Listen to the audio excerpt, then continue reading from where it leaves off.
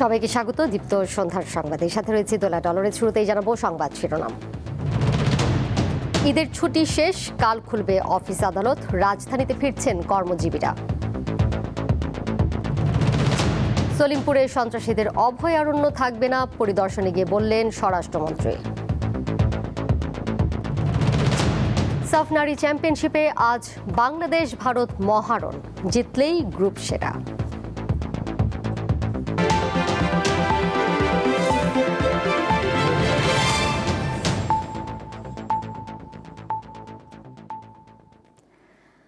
আজ শেষ হচ্ছে ঈদের 7 দিনের ছুটি।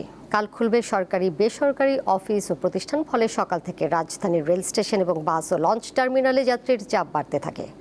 অতিরিক্ত যাত্রীর কারণে কাউকে কাউকে কিছুটা ভোগান্তিতে পড়তে হয়। পবিত্র ঈদ উল আজহা উপলক্ষে টানা 7 দিনের ছুটি শেষ। সোমবার থেকে খুলবে অফিস আদালত, ব্যাংক, বিমা সহ সরকারি বেসরকারি সব প্রতিষ্ঠান। তাই রবিবার ভোর থেকে ঢাকায় ফিরতে শুরু করেছেন কর্মজীবীরা। রাজধানীর বিভিন্ন প্রবেশপথ আর বাস টার্মিনালে বাড়তে থাকে যানবাহন ও যাত্রীর চাপ। যানজট পাইনি, আমরা স্মুথলি আসছি এবং 4.5 ঘন্টার মধ্যে চলে আসছে। তবে এখনো ছুটিতে আসে, সেক্ষেত্রে তারা এখন অনেক কম আসে জ্যাম। ট্রেনে ফেরা যাত্রীদের ভিড়ে সকাল থেকে সরগরম কমলাপুর রেলওয়ে স্টেশন। ফিরতি যাত্রা স্বস্তিদায়ক হওয়ায় সন্তোষ প্রকাশ করেন বেশিরভাগ যাত্রী। 6 ঘন্টার টাইম, 5 ঘন্টা আসছি, আর আমি আসছি চাপাই থেকে ঢাকা। ঈদের জার্নিটা খুব ভালো ছিল, আলহামদুলিল্লাহ কোনো ভোগান্তির মুখে পড়তে হয়নি। টিকিট ছাড়া যাত্রী উঠেনি, বেশ ভালোভাবে আসা হয়েছে। কয়েকটি ট্রেন নির্ধারিত সময়ে ছাড়লেও ঢাকায় পৌঁছেছে দেরিতে। অতিরিক্ত যাত্রীর ভিড়ে ভোগান্তির অভিযোগ করেন কেউ কেউ। 45-1 ঘন্টা এরকম সময় লেগে গেছিল, তো সম্ভবত ক্রসিং একটু প্রবলেম হয়েছিল। ট্রেনের সংখ্যা তো কম, তাই একটু যাত্রী উপচে পড়া ভিড় আর কি। নর্মালি তো এনে আসে আরো আধা ঘন্টা আগে আসে, তো আধা ঘন্টা লেট হয়ে গেছে। এক স্টেশন থেকে যাত্রী উঠতে যেমন সময় লাগে, নামতেও সেরকম সময় লাগে। আমরা যাত্রী নিরাপত্তার কথাটা সর্বপ্রথম বিবেচনা করি। সেই কথা বিবেচনা করে হয়তো কিছুটা ট্রেন বিলম্ব হচ্ছে, সেটা কিন্তু শিডিউল বিপর্যয় না। সর্বোচ্চ মনে হয় একটা ট্রেন মনে হয় 1 ঘন্টা 50 মিনিট রংপুর লেট গেলে। ঈদের আনন্দ ঘন সময় পেছনে ফেলে জীবিকার টানে মানুষ আবারও ফিরতে শুরু করেছে কর্মস্থলে। আর এই ফেরার মধ্য দিয়ে রাজধানী ঢাকা আবারও ফিরে পেতে শুরু করেছে তার চিরচেনা ছন্দ ও ব্যস্ততা।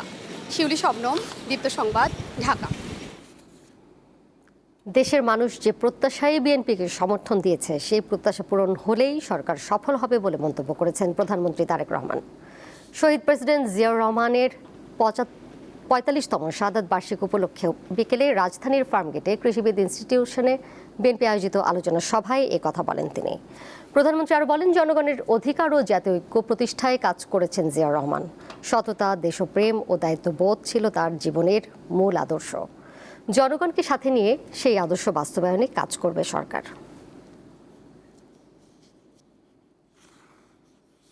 আসুন আমরা সকলে মিলে চেষ্টা করি যে ম্যানিফেস্টোর পক্ষে বাংলাদেশের মানুষ রায় দিয়েছে, সেই ম্যানিফেস্টোকে বাস্তবায়ন করার মাধ্যমে একটি সফল সরকার আমরা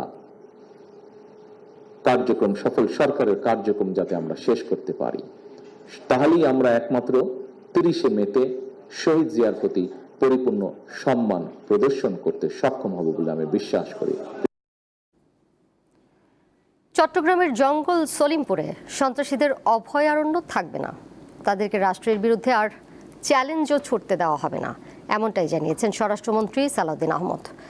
আজ আলোচিত জঙ্গল সলিমপুর পরিদর্শনে গিয়ে তিনি এসব কথা বলেন। সীতাকুণ্ডের জঙ্গল সলিমপুর যেন রাষ্ট্রের মধ্যে আরেক রাষ্ট্র। একসময় এটি ছিল অস্ত্রধারী সন্ত্রাসীদের অভয়ারণ্য। তাদের নিয়ন্ত্রণে ছিল সবকিছু। কিছুদিন আগে যৌথ বাহিনী সন্ত্রাসীদের হটিয়ে এলাকাটিতে নিয়ন্ত্রণ প্রতিষ্ঠা করে। পরে রাতের আধারে ভারী অস্ত্রশস্ত্র নিয়ে আইনশৃঙ্খলা রক্ষাকারী বাহিনীর ক্যাম্পে হামলা চালায় দুর্বৃত্তরা।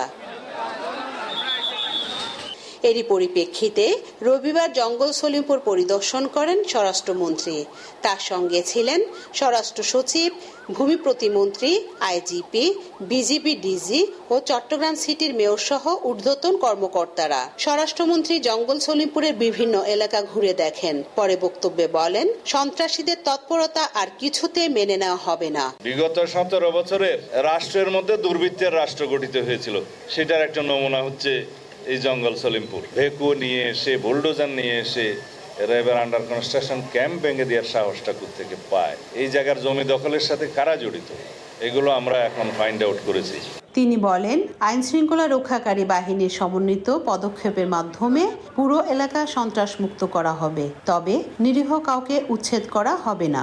বিজিবির জন্য, র্যাবের জন্য, অন্যান্য বাহিনীর জন্য এবং সেনা নিবাসের জন্য কি কি ফ্যাসিলিটিস ক্রিয়েট করা যায় সেই বিষয়ে আমরা কথা বলেছি।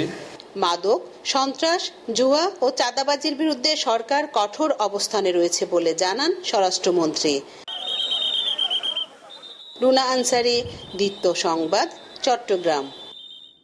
বাংলাদেশে বেশিরভাগ ট্যানারির আন্তর্জাতিক সনদ না থাকায় ইউরোপের পরিবর্তে চীনে চামড়া রপ্তানি করতে হয়, যা দেশটি কিনে নেয় শতকরা 60 থেকে 70% কম দামে। চীন এ চামড়া প্রক্রিয়া করে চড়া দামে অন্য দেশে বিক্রি করে। ব্যবসায়ীরা বলছেন, চামড়া খাত থেকে বছরে $12 বিলিয়ন আয় করা সম্ভব, অথচ বর্তমানে আয় হচ্ছে $1 বিলিয়ন কিছু বেশি। এক সময় ছাগলের চামড়া 2 থেকে 250 টাকায় বিক্রি হলেও এখন তা 10 থেকে 15 টাকায় নেমে গেছে। কেউ আবার তা ফেলেও দেয়। এবারের কোরবানির ঈদে এমনটাই ঘটেছে। গরুর চামড়ার দামও অনেক পড়ে গেছে। এই অবস্থায় কাঁচা চামড়া ব্যবসায় আগ্রহ হারাচ্ছেন অনেক ব্যবসায়ী। 10 টাকা 15 টাকা কিনেও এই চামড়াটা বিক্রি করা সম্ভব হয় না, আর নিলেও কেউ নিতে চায় না। কাঠ, হ্যান ত্যান কিছু মাল এখানে তো বাছাই করা হবে, 100 মালের ভিতরে 20টা মাল নেয়, বাদ বাকি মালগুলো ফেলে দেয়। দেশের পোশাক শিল্পের প্রধান কাঁচামাল তুলা বিদেশ থেকে আমদানি করতে হয়, কিন্তু চামড়া শিল্পের কাঁচামাল দেশেই পাওয়া যায়। এর গুণগত মানও বেশ ভালো, কিন্তু পোশাক শিল্পের মতো চামড়া শিল্প দাঁড়াতে পারেনি।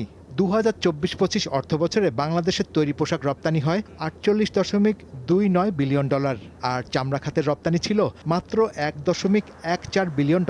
এই অবস্থার কারণ কি? এনভায়রনমেন্ট ফ্রেন্ডলি প্রোডাকশন এখানে হবে, যদি সেটা হয় নাই, আমাদের কাছে কমপ্লায়েন্স কাস্টমার নাই, যার কারণে আমাদের কাছে কাস্টমারগুলির লেভেলটা হইল ওয়ার্ল্ডের 3rd ক্যাটাগরি 4th ক্যাটাগরি কাস্টমারগুলি আসে। তো ওই ক্যাটাগরি কাস্টমারগুলি আসে, সেটা হইলো আমাদের প্রাইসটা হইলো 60 থেকে 70% প্রাইস কমে যেতেছে। চামড়া শিল্পের মান সনদ প্রদানকারী আন্তর্জাতিক সংস্থা লেদার ওয়ার্কিং গ্রুপ LWG থেকে স্বীকৃতি পাচ্ছে না সাভারের ট্যানারিগুলো। ফলে দেশের চামড়া ইউরোপের বদলে চীনের বাজারে কম দামে বিক্রি করতে হচ্ছে। আমার তরল বর্জ্য ব্যবস্থাপনা, কঠিন বর্জ্যের ব্যবস্থাপনা এবং আমার ট্যানারি অভ্যন্তরে যে কমপ্লায়েন্স, সেখানে আপনার কিন্তু একটা বিনিয়োগের ব্যাপার আছে। বাংলাদেশের মাত্র 6টি ট্যানারির আন্তর্জাতিক মানদণ্ডের সনদ রয়েছে। ভারতে এ সংখ্যা 139, চীনে 103 আর ইটালিতে 68। তৈরি পোশাক খাতের পরে চামড়া শিল্পের ব্যাপক সম্ভাবনার কথা জানাচ্ছেন শিল্প মালিকরা। বিশেষ করে শতভাগ দেশীয় উন্নত মানের চামড়া, বিশাল বৈশ্বিক বাজার, ক্রমাগত রপ্তানি বৃদ্ধি আর দেশের সস্তা শ্রম বাজার, সব মিলিয়ে চামড়া ও চামড়াজাতের পণ্য রপ্তানি শিগগিরই $5 বিলিয়ন উন্নীত করা কঠিন হবে না বলে মত খাত সংশ্লিষ্টদের। শাহরিয়ার ইমন, দীপ্ত সংবাদ, ঢাকা। ঈদের ছুটিতে বিভিন্ন কেন্দ্রে ভিড় করছেন রাজধানীবাসী। আগারগাঁওয়ে বিমান জাদুঘরে এই মুহূর্তে রয়েছেন সহকর্মী আলওয়ান খান, সেখান থেকে সরাসরি যুক্ত হয়েছেন তিনি। আলওয়ান, বিমান জাদুঘরে এই মুহূর্তে দর্শনার্থীদের সমাগম সেখানে কেমন দেখছেন, এবং এখানে তাদের মূল আকর্ষণের জায়গা আসলে কোনটি, কি বলছেন তারা?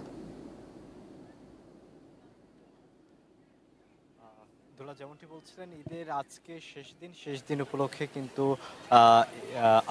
রাজধানীর আগারগাঁওয়ে সামরিক জাদুঘরে আমরা দেখতে পাচ্ছি বেশ দর্শনার্থীর ভিড় আমরা দেখতে পাচ্ছি। এবং তাদের আকর্ষণের কথা যদি বলতে চাই, এখানে বিমান জাদুঘরের আকর্ষণ কিন্তু বিমান এবং সামরিক হেলিকপ্টারগুলো, যে হেলিকপ্টারগুলো ব্যবহৃত হওয়ার পরে এখানে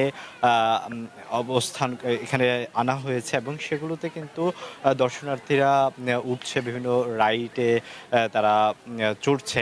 আমি এখানের কথা যদি বলি, শুধু বিমান নয়, এখানে আমরা বিভিন্ন রাইড দেখছি, বি ক্ল্যাম্পিং এবং হচ্ছে স্লাইড ক্যাম্পিংয়ের মতো ভয়ঙ্কর ভয়ঙ্কর রাইডগুলো এখানে আছে এবং এই দর্শনার্থীরা কিন্তু এই বিভিন্ন ধরনের রাইডগুলো ঘুরে ঘুরে দেখছে।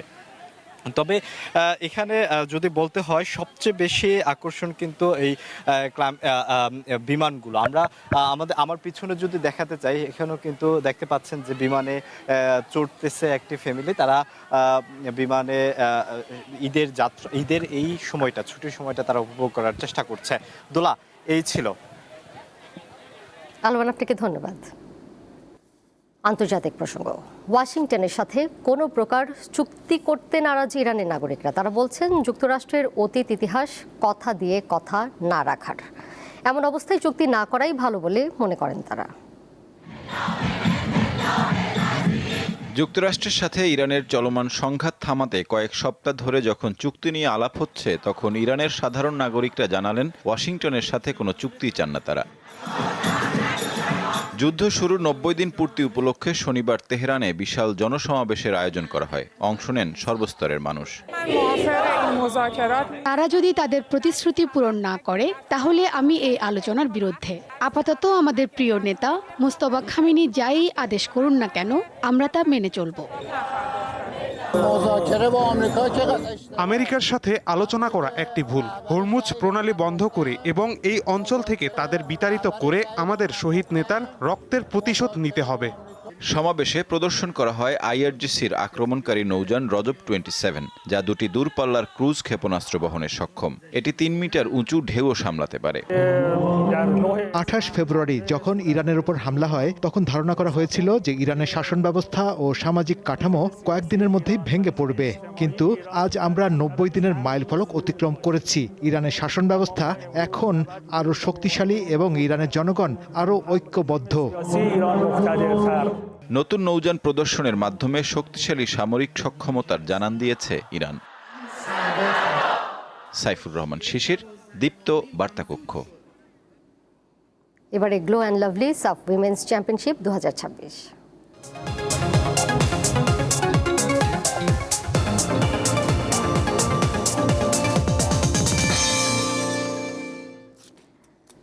সাফ নারী ফুটবল চ্যাম্পিয়নশিপে আজ বাংলাদেশ ভারত মহারণ।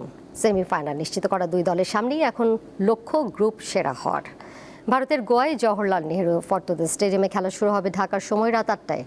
দুই দলই প্রথম ম্যাচ জিতে সেমিফাইনাল নিশ্চিত করায় ম্যাচটি মূলত এখন গ্রুপ সেরা হওয়ার লড়াই। গ্রুপ চ্যাম্পিয়ন হতে হলে বাংলাদেশকে আজ অবশ্যই জিততে হবে ভারতের বিপক্ষে, আর ভারতের জন্য ড্র করলেই চলবে।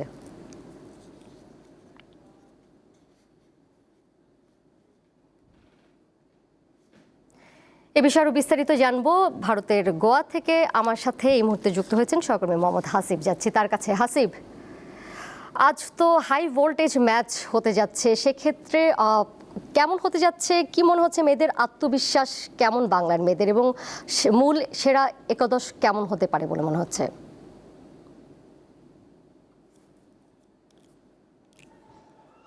আব্দুল্লাহ, বিষয়টা হচ্ছে যে এটি বাংলাদেশের বি গ্রুপের শেষ ম্যাচ। প্রথম ম্যাচে বাংলাদেশ মালদ্বীপকে 4-2 গোলে হারিয়েছে। আজকে ম্যাচটি বাংলাদেশের জন্য এমন একটি ম্যাচ, যে ম্যাচটি যদি বাংলাদেশ জিতে তাহলে গ্রুপ চ্যাম্পিয়ন হবে এবং প্রতিপক্ষ হিসাবে ভুটানকে পাবে। আর যদি বাংলাদেশ আজকে ম্যাচটি হেরে যায় তাহলে প্রতিপক্ষ গ্রুপ রানার্স আপ হয়ে প্রতিপক্ষ হিসাবে নেপালকে তারা পাবে, এমন একটি পরিসংখ্যান। তবে বাংলাদেশ খুব করে চাচ্ছে যে প্রতিপক্ষ যেই হোক না কেন সেটি তাদের কাছে কোনো বিষয় না হলেও তারা বাংলাদেশের একটা ইচ্ছা হচ্ছে যে অ্যাটলিস্ট ভুটানকে যেন তারা প্রতিপক্ষ হিসাবে যায়। কারণ হচ্ছে যে লক্ষ্যটা যেহেতু আমাদের বাংলাদেশ দলের তৃতীয়বারের মতো সাফ জেতা, সেই সুযোগটা আসলে তারা কোনোভাবে হারাতে যাচ্ছে না।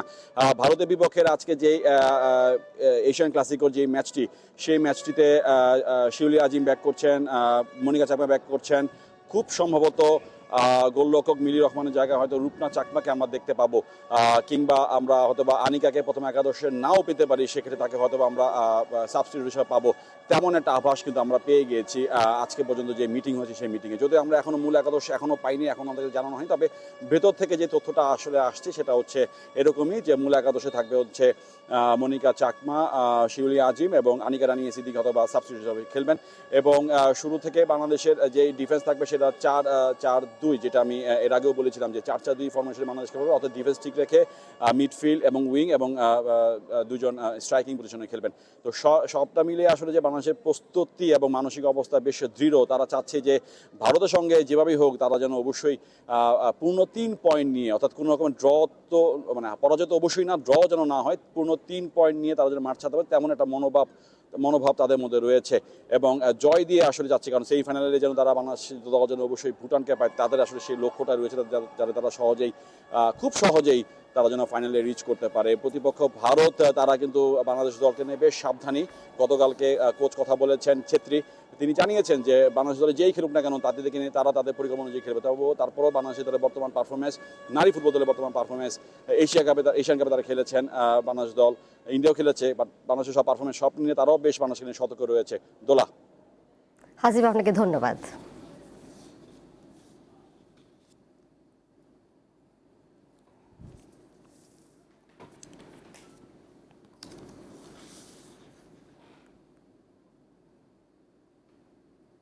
এর সাথে শেষ করব দীপ্ত সন্ধ্যার সংবাদ। যাবার আগে শিরোনামগুলো জানিয়ে দিব আরও একবার। ঈদের ছুটি শেষ, কাল খুলবে অফিস আদালত, রাজধানীতে ফিরছেন কর্মজীবীরা। সলিমপুরে সন্ত্রাসীদের অভয়ারণ্য থাকবে না, পরিদর্শনে গিয়ে বললেন স্বরাষ্ট্রমন্ত্রী। সাফ নারী চ্যাম্পিয়নশিপে আজ বাংলাদেশ ভারত মহারণ, জিতলেই গ্রুপ সেরা।